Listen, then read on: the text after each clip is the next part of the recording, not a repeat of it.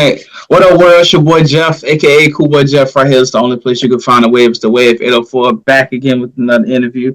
And today I have somebody who is so full of love and light. And every time she smiles, for some weird reason, I keep smiling too. Like, I can't stop smiling. Yeah, I'm just trying to give her a proper introduction. You know what I'm saying? I want to give a big shout out to Miss Tequila for letting me do this interview. This is her first interview. You can tell she worked so hard on conducting other interviews for other people that it's time for her to finally get her flowers so I can be the first, and I'm proud of doing that. But you can go ahead and introduce yourself, love. You can take care of that. Yes, well, first, Wade, thank you so much. I'm trying to be on my appreciation shit. You know what I'm saying? That's what I'm trying to do. I mean, I get the whole big words later on, but yeah, you know. Yes, well, thank you. But I'm Jay Moneé, as he just let you know, and I am one of the co-hosts on The Dinner Plate, which is a podcast. We originally started on a radio station.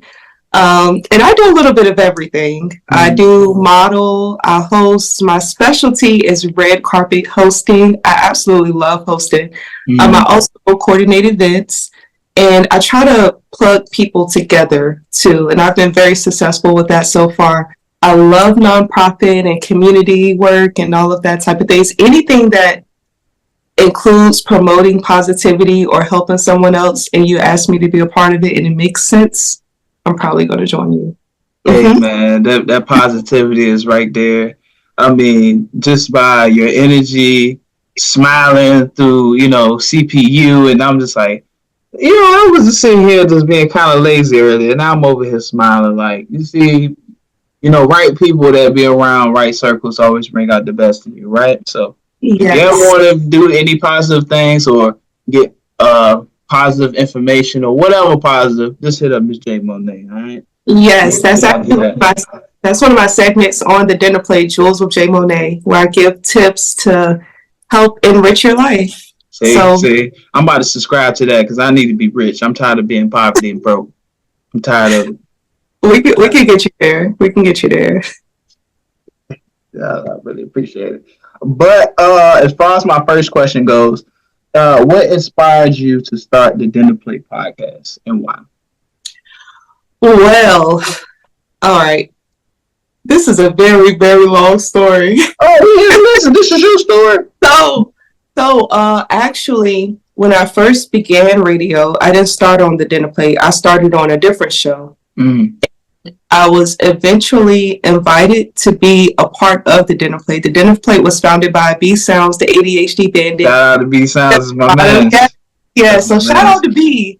Yeah. And I mean, I like what he does. I like his work. He always is, from what I've seen, especially done very good quality with whatever he's associated with. So for me, it was almost a no-brainer. And when I joined the team, it was along with CDOT. We call him the youngest in charge, and C-Dot is really, he doing his thing right now too. Yeah, shout out to C-Dot, and also Lola Marie. So hey, they working. I cannot forget also Cool Mix J. He's our DJ, and I would just say us all together. It's a very good mesh. It's a very good diversity of opinions. We get along very well, and I'm just honored really to be a part of the Dinner Plate. It's really helped me a lot as far as like developing and growth, and I really appreciate especially being able to work with B Sounds, especially because he's another one of those people where if he can see where you fit in, he's going to see if he can fit you in. So I definitely appreciate it, and having those people in my corner has definitely been an integral part of my career. Everyone thinks I've been doing this for so long, but honestly, it hasn't even been 2 full years. What? It has not been 2 full years. Yeah, this year, actually in January, I think January will make 2 full years. Hey, over here making it seem like that business has been running for about 17 years, man. That's really dope. Thank you. That's dope. Thank you. So when it comes to your podcast, how do you take the time, or you guys take the time to choose the people you want to interview and also the selected topics that you come up with? Okay, so The rule is with the dinner plate, we bring everything to the table. I see that. Yes, everything.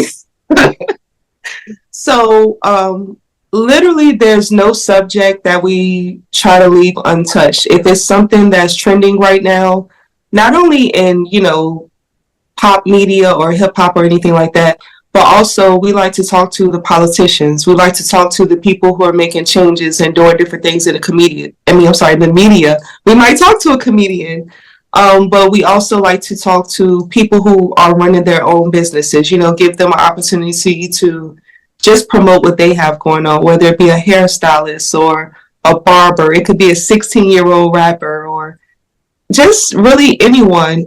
There's no exclusion. And one thing that we also do that I enjoy, we occasionally have dinners together. Hey, that's good. Team outings, you know what I'm saying? That's very necessary.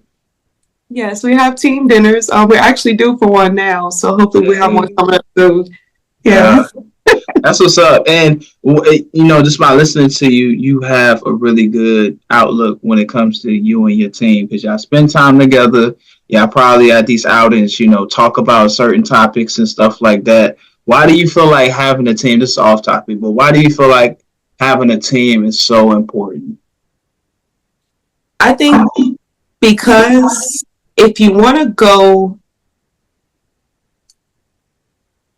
fast, you go alone. But if you want to go far, you take people with you. You know what I mean? Because I think sometimes a lot of people who have potential to be extremely successful, they think they can do it all themselves. And especially as an amateur, which I still consider myself an amateur, to me it's important to have those people like B or, other people I look up to. I do have a mentor, just getting feedback and just looking at, okay, this is what I'm doing. How can I do this better? And not only just getting feedback, but getting quality feedback. So, you're not going to think about everything yourself too. So I know a lot of times with us when we're coming in for these group meetings, CDOT, who's a little bit younger, the youngest in charge, he's the youngest, he may have something from his perspective, which is completely different from my perspective, which could be completely different from, Cool Mix perspective. So just getting those variation of ideas, it gives you better opinions for a better judgment. That's just what I think. And also too, just having people who you get along with, that makes a big difference. And people who you can actually trust. Like I trust that, they aren't going to tell me anything wrong as far as, what I'm doing. So yeah, like why not do it all together? We can all eat. Yeah, see, and that's the mindset that a lot of people would love to have.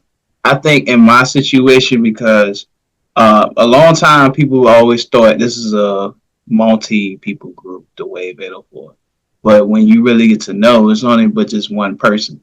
Now, I would love to have people that will work with me, but the part about it is, are they going to do the job? Do they see it how the way I see it? Or not like how the way I see it, but are you that, I guess, hungry to get things done? You know what I'm saying? Because things how the way it is now, time is speeding up, information is coming out fast. How quickly can we come together to get this information out there? Is the information false or true? And there's a lot of stuff that's going on. You got the campaigns, the music, the what's going on in our inner city. So you try to stay on top of things. It do requires a lot of work. It is overwhelming and stressful.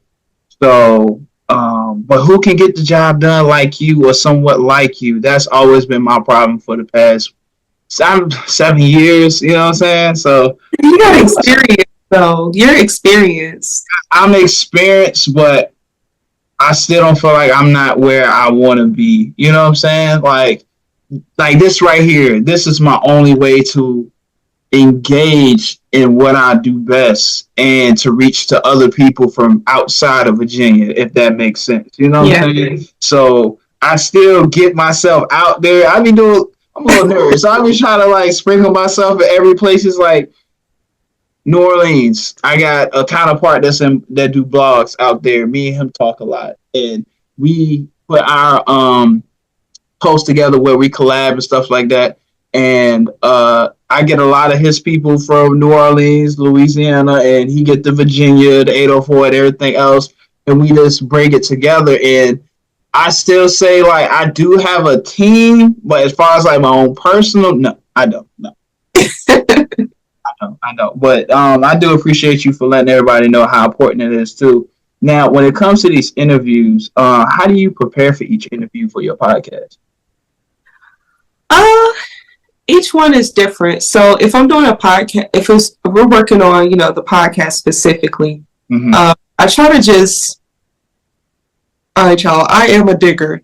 I'm going to dig, your social media. I'm going to see if you've done other interviews. I mean, when I say dig, I want to tell you how bad I dig because y'all might think it's a little weird, but I do my thorough research. To me, this is my personal opinion. It's almost disrespectful, and this is just how I look at it. It's disrespectful to me and to you for me to invite you to interview. And it's like I'm asking you questions that I've already been asked before. I just look at so much of that and I'm like, so distasteful. So you want them to come talk to you about something they've already talked to before. Right. So I just try to be respectful by respecting your time to allow you the opportunity to bring new information to the table, Yeah, because we do need a lot more people, and that's journalism. And I think nowadays certain people still use that method where you do your research, you go view other things, you ask questions. Now everything is so much on social media. They take that and ask those questions, but they don't thoroughly do a good interview where you kind of low-key make them think like, hey, I didn't know you knew that. Like, how you know that? You know what I'm saying? That happened to me a lot. Yes. I remember I was interviewing a local artist. She's one of my favorites from the 804. I did my interview with her. And I knew like, oh, in high school you played this instrument. Do you still play it? She's just like, how did you know? And I'm like, I just look, I read. If you're an artist, I'm going to watch your videos. I'm going to read your lyrics. I'm going to understand what you're talking about, what you stand behind. I just try to give each person their due diligence. No, that's really good because that really separates between a good person versus a great interviewer. You know what I'm saying? Because you got to be able to have things that still draw people in. Even though you're interviewing the person, you still got to make the storyline as juicy and interesting as possible. Because a lot of people don't do that. Now, what makes your podcast stand out from everybody else's? Because, it's a lot of podcasters out here. What makes the dinner plate so significant? Like, oh yeah, we got to pick in all the. I think the dinner plate, because we're so diverse, I think that's what makes it so interesting. A lot of other podcasts, and this is not to downgrade or to throw shit on anyone, but it's usually people from very similar genre, age group, background. They're just very similar. In a lot of areas, it's not like a lot of variation. So I think with us, you get more of that variety, you get more of that variation, even down to, like I said, the topics. We're just a little different. And also too, one thing that I like is that we also get involved in like community activities, community events. B-Sounds, he's great. Sometimes he's helped put together like back to school drives. I love those giveaways. Recently, we were down at the town of Blackstone for their Juneteenth festival. That was awesome. We had such a great time in that little town of Blackstone. It was vendors, they had artists, and what I did was I went through and I actually did interviews with each of the vendors. If it was a performer, I tried to catch a lot of those. I even interviewed my server instead of the restaurant that I ate at. So I really talked to everyone. It could be the lady walking down, push her baby in a stroller. I talked to her too. It gave everybody a lot of camera time. So that's one thing that I really think stands the dinner plate out. Like, we're not just always just in front of a camera or over a station or anything like that. Like, we actually go out and get involved in the community. So when you like see it'd be like the little stuff that really makes people day. So like the server, because they have to deal with so many personalities while being at work and stuff like that. Was there any further comments that you had gotten from that server? Say, hey, thank you for interviewing. A lot of people don't really take the time to interview the people that really do work. They interview like the big people and stuff like that. How did that feel to you when you was able to get somebody some type of 15 seconds of fame like this?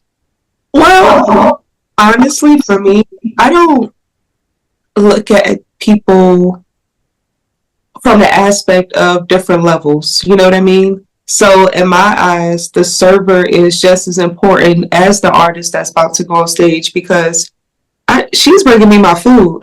Yeah, you're providing me entertainment, but she's bringing me my food. If I would have met the guy who was cleaning up the floor, I would have interviewed him because in my eyes, everyone is important. Everyone has something to say. Everyone's job is equal. We need each of these jobs, especially with AI taking over. I don't know about you, but I don't want a robot bringing me my food. I like the in-person interaction. And when I asked her, her face completely lit. She was like, wow, sure. Yeah. I could tell it kind of made her day, even though it was something that to me, I'm just like, hey, I want them to hear from the server that works at this great restaurant that I just have phenomenal food at. Mm-hmm.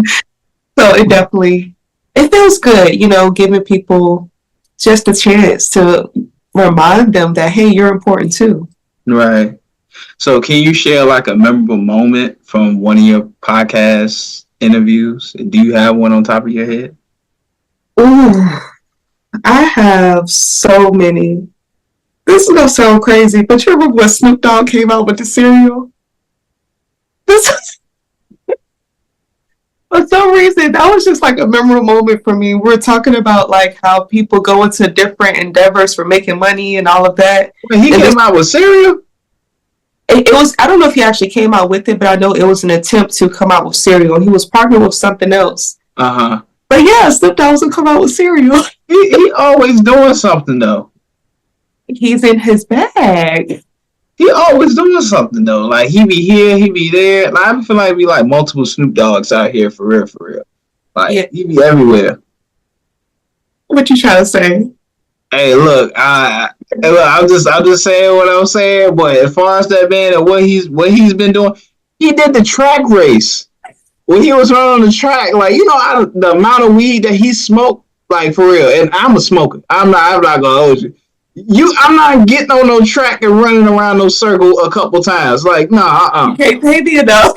No, you cannot pay me. No, you cannot. I'm gonna take that money and use it for something else if you give it to me. I ain't showing up to no track.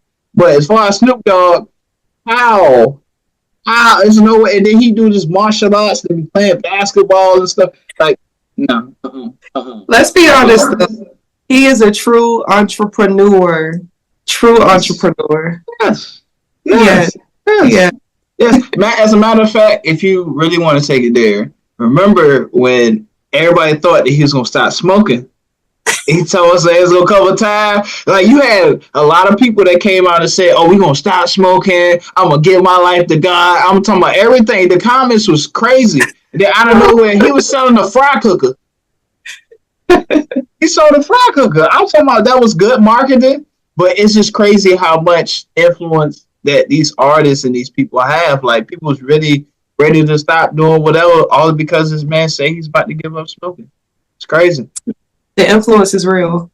It definitely will. Now, as far as influences, like when it comes about like sensitive topics, you know what I'm saying? How are you able to approach that and discuss some of that stuff on your podcast? Because certain things that people may take as, oh, I don't want to talk about this, but it's a very important topic. How are we able to finagle your way into getting an answer from that? Honestly, I really try to be respectful first. Like if you let me know before the interview, hey, I just don't want to talk about this at all, I'm going to respect your wishes because I understand some things you may not want brought to the forefront. That's cool with me. But sometimes I can tell, and maybe this is just through having the gift of gab, that they want to tell me more, but they can't find the words. So sometimes you kind of got to feed it or reword it or maybe even sometimes leave it back and then come back to the question again altogether. But it's normally a way, you know, and unless they say specifically don't talk about this, we're gonna get to that way. Yeah, facts. Yeah, we're gonna. Yeah, see, well, certain interviews, if a person is like, I'm an open book, okay. Right. So I ask a question, don't be like, nah, hey, nah, no, let's talk about this. You say it's an open book. You signed a contract. I was like, no. I mean, it really depends on the person. And again, I do have respect because certain topics will be like too crazy. I don't think me personally in the interview game, I can't interview a serial killer. If I was paid to, I could not do it because I'd be like, why the hell did you do that? Ain't nobody tell you to kill that girl.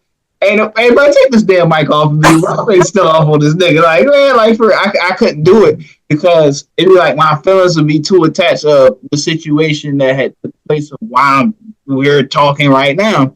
It would be good for publicity, but I just feel like certain things would just be a little bit, you know what I'm saying?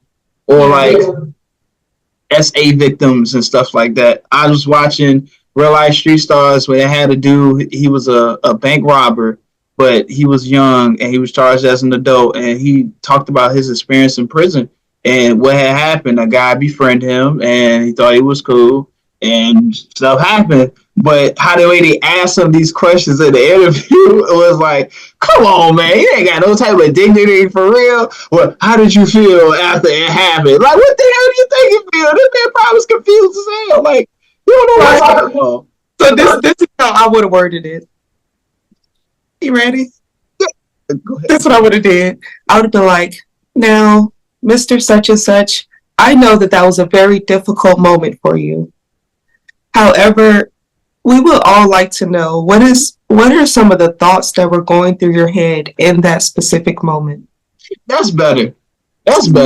Not like, how did you feel after it happened to you? Like, what? That don't make any sense. It's not funny, but like that's a part of like being good at what you do too. When you're talking to someone, it is sometimes hard because you never know, and you probably know this too. You never know who or what you're going to run into.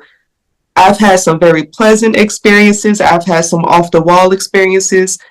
I've had some experiences where I'm sitting there and I'm having to look at a person with a straight face, like, I cannot believe the words that are coming out of your mouth right now. You know? Yeah. Oh yeah. Oh yeah. Oh yeah. Oh yeah. Yeah, you just it get wicked. Moneé, it definitely get wicked out here. And I'm sorry to be off topic, but as an interviewer, people think it's just you up having a phone, a mic, and you're asking a person questions. No, anybody can ask a. All right, now it's kind of different because a lot of people can't hold a conversation, in which if you do ask certain questions, some people may get a little upset. Some people may feel like, why are you asking me this? But it's what you're doing and what I've been seeing a lot lately. But some people don't really want to be brought to the forefront of what they've been doing so long. You just put it to their face like, yeah, you've been doing this and this and this for a amount of years. Like, I've interviewed an OnlyFans model. She don't look at it as it being a form of prostitution. It's a form of her working. It's a job. You know what I'm saying? Some people just don't take it all in for what it really is. I mean, at the end of the day, yeah, you getting paid, but you're also selling yourself online for a social payment. You know what I'm saying? So, yeah, when you ask some tough questions, they really don't want to deal with it.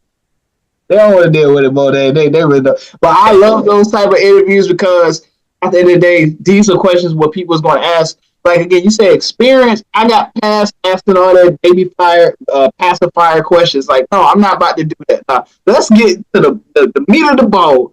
That's right. Question right here. You know what I'm saying? This is what people really want to know. You know what I'm saying? Inquiring minds want to know. Now, I'm sorry. See, we over here cutting up. So how do you engage with your listeners and incorporate their feedback? Engage. I think I engage with them just by being active, being social, being in the mix, showing them that, you know, I'm not above you. I'm with you, you know. And I think that's sometimes a thing too. we don't go back into that. But yeah, but show them like I'm with you and I'm not above you. So I engage. Now, self-reflection, I could be a little bit more active on social media, but I do try to, for every event I do, drop a post, make sure I leave comments and feedbacks about it. So reflections of it. I do a lot of lives. I go lives a lot, usually when I'm at the events. So I just keep them involved. And that's another reason why, when I'm out here, I talk to everybody. Because you're who listen to me. So I want to talk to you, Right. Sending and receiving messages. See, people, I just feel like nowadays it's too much of what a person look like instead of what they have up here. Because you will be so amazed of certain people that you talk to, and it's like, you're just such a beautiful person. Like, it's not just your beauty, your outside appearance, but your mind and intellect is just on a whole nother level. And it's so sad because it be so scarce. It really do. It's just like, we know what goes on in today's time. And it's not like, hey, let's go grab us a book and go to Starbucks and read to each other. No. That ain't happening. Nah, Sexy Red ain't talking about that. No, she ain't doing it. Exactly, man. You ain't talking about that. As a matter of fact, to back up my point, she went to a middle school smelling like weed and wanted to talk to the kids and got kicked out. That's embarrassing. So I'll let you know, that is one of the reasons why J. Moneé is J. Moneé. It is so important for me for girls who look like me, who could be my sister's friends, or even my friends, or even my aunt, to see that positive imagery in the media, not always turned up on 1,000 or, always on something. It's so much more to life than that. So that's what I try to do. I really try hard to portray that image, and not only just portray the image, but to be that person, because we have enough of that. We need like, can we have some personality variation? Like, that's okay. Because even like myself, and again, for however you carry yourself and however you look at yourself as a person, that's exactly what you want to be. But me, I look at myself as a whole different type of beast. I feel like I'm the last of my kind in some sort. Why I say that is because I feel like that I be sometimes shooting my goals a little bit too high, because sometimes in my situations or what I'm going through, or just looking at like the overall, it's like what my peers, close friends is trying to do and what I'm trying to do. And I'm always trying to go here. Now, I still want to have, like, be successful, meet a woman that is just at first sight, I'm like, yeah, I gotta have her. Like, I gotta have one of those stories, like, this is how I met your mama type of story. Like, that's the one I still want to have. Still be a good father, great father, raise my kids right, do all these things, trust funds, all this stuff, so we can have generational wealth. Because in the Bible, a man take care of his kids. You know what I'm saying? I want to be able to have all this stuff. But it's like, coming up, it's still now I want to have it, but it's like in generations time, it's like, damn, I don't even know what this. I mean, it starts with me, but what am I supposed to do? I don't know who to pick from. Like, where you gonna find it at? I know exactly what you mean. Mm-hmm. Man, I mean, I ain't gonna have no cats. I may have like 2 dogs. Like, that may be it in my little man. But other than that, I don't know, Moneé. I'm kind of like on the verge of just, hey man, that's how life is about to be for the next 30 years. I have to get used to it. Don't give up. I'm throwing in the towel. But have there been any challenges that you face in creating and maintaining your podcast? Any obstacles? Mm-hmm. Trials and tribulations. Trials and tribulations. I wouldn't say like too many, really. For us, I would say the biggest thing is just, always finding sponsors. Always trying to make sure we have some type of funding coming in. So if anyone listening would like to sponsor us at the dinner plate, please. Yeah. We have an Instagram page. the underscore dinner plate or underscore THEJMONEE. So that's the biggest thing, just finding sponsors, being in positions to receive sponsors, just to keep everything up and rolling.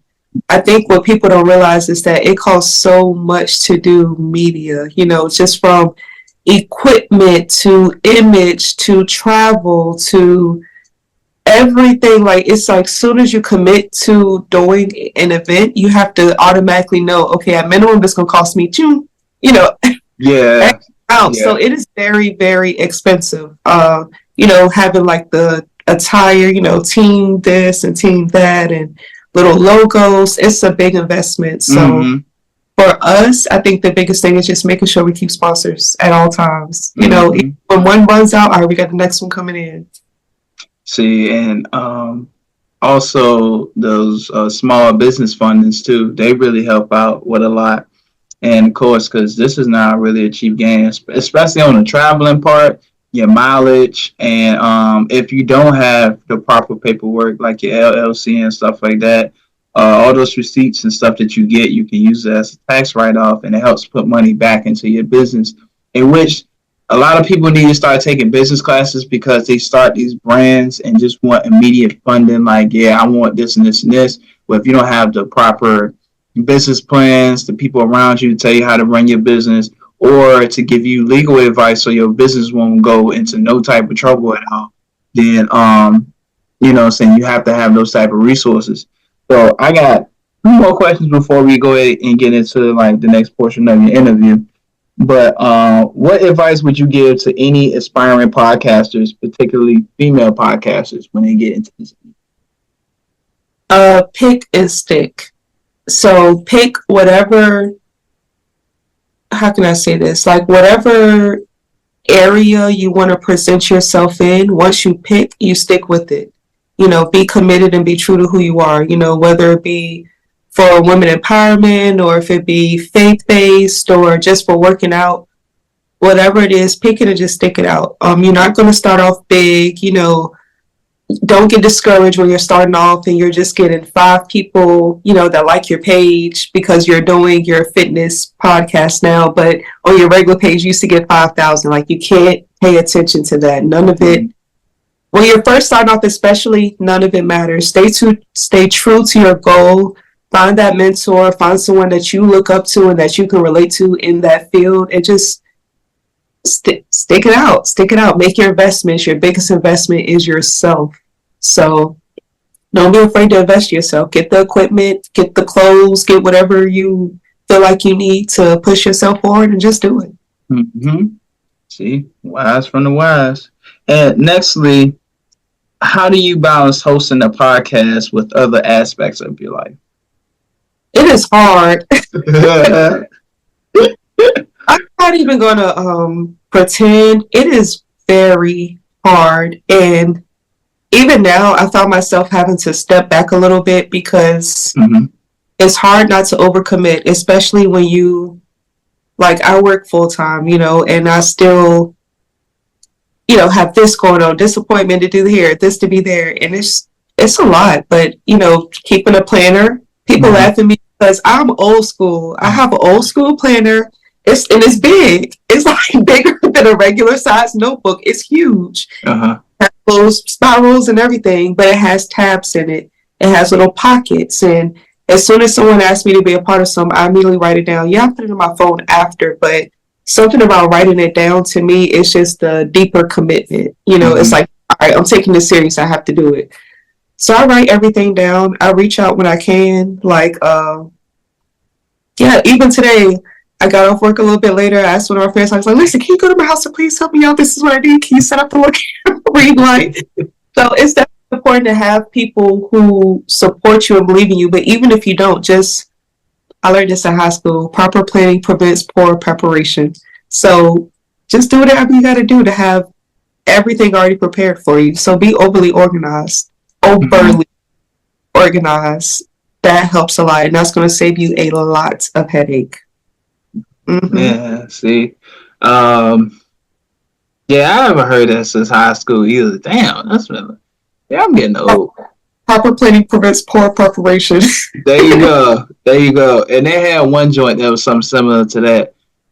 If you fail to prepare, then prepare to fail. Yeah, see, that's what that was my favorite. That was really my favorite. And it's crazy how that just stuck with me since high school. Damn, Jamie, how you feeling? How you feeling? Oh,